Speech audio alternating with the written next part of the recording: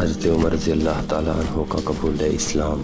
حضرت عمر رضی اللہ تعالیٰ عنہ جن کے پاک نام پر آج مسلمانوں کو فخر ہے اور جن کے جوش ایمانی سے آج 1300 برس بعد تک کافروں کے دل میں خوف ہے، اسلام لانے سے قبل مسلمانوں کے مقابلہ اور تکلیف پہنچانے میں بھی ممتاز تھے۔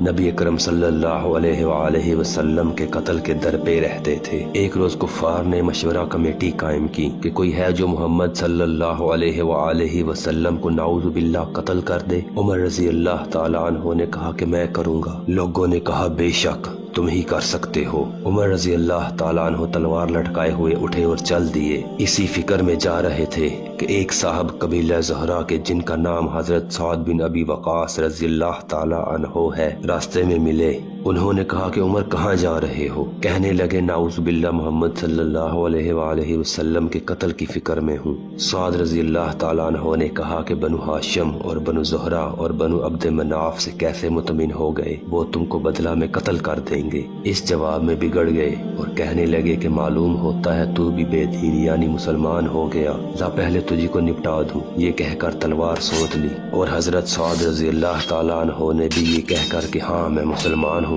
تلوار سنبھال لی۔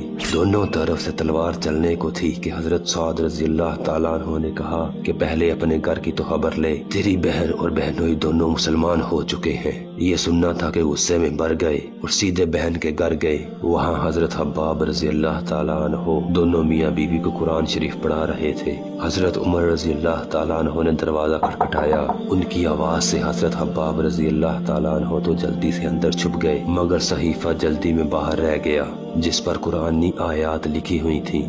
ہمشیرہ نے دروازہ کھولا۔ حضرت عمر رضی اللہ تعالیٰ عنہ کے ہاتھ میں کوئی چیز تھی جس کو بہن کے سر پر مارا، جس سے سر سے خون بہنے لگا اور کہا کہ اپنی جان کی دشمن تو بھی بد دین ہو گئی۔ اس کے بعد گھر میں آئے اور پوچھا کہ کیا کر رہے تھے اور یہ آواز کس کی تھی؟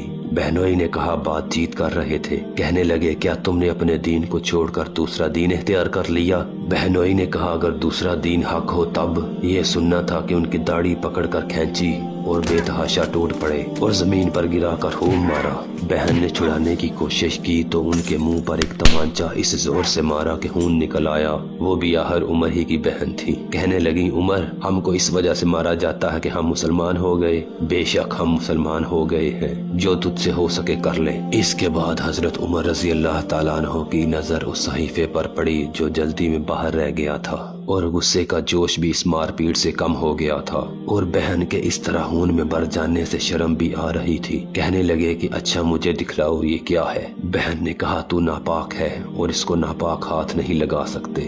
ہر چند اصرار کیا مگر وہ بے وضو اور غسل کے دینے کو تیار نہ ہوئی۔ حضرت عمر رضی اللہ تعالیٰ عنہ نے غسل کیا اور اس کو لے کر پڑھا۔ اس میں سورۃ طٰہٰ لکھی ہوئی تھی۔ اس کو پڑھنا شروع کیا تو حالت ہی بدل گئی۔ کہنے لگے کہ اچھا مجھے بھی محمد صلی اللہ علیہ وآلہ وسلم کی خدمت میں لے چلو۔ یہ الفاظ سن کر حضرت حباب رضی اللہ تعالیٰ عنہ اندر سے نکلے اور کہا اے عمر تمہیں خوشخبری دیتا ہوں کہ کل شب میں حضور اقدس صلی اللہ علیہ وآلہ وسلم نے دعا مانگی تھی کہ یا اللہ عمر اور ابو جہل میں جو تجھے زیادہ پسند ہو اس سے اسلام کو قوت عطا فرما۔ یہ دونوں قوت میں مشہور تھے۔ معلوم ہوتا ہے کہ حضور صلی اللہ علیہ وآلہ وسلم کی دعا تمہارے حق میں قبول ہو گئی۔ اس کے بعد حضور صلی اللہ علیہ وآلہ وسلم کی خدمت میں حاضر ہوئے اور جمعہ کی صبح مسلمان ہوئے۔ ان کا مسلمان ہونا تھا کہ کفار کے حوصلے پست ہونا شروع ہو گئے، مگر پھر بھی یہ نہایت مؤثر جماعت تھی۔ لیکن حضرت عمر رضی اللہ تعالیٰ عنہ کے اسلام قبول کرنے کے بعد یہ ہوا کہ مسلمان مکہ کی مسجد میں نماز پڑھنے لگے۔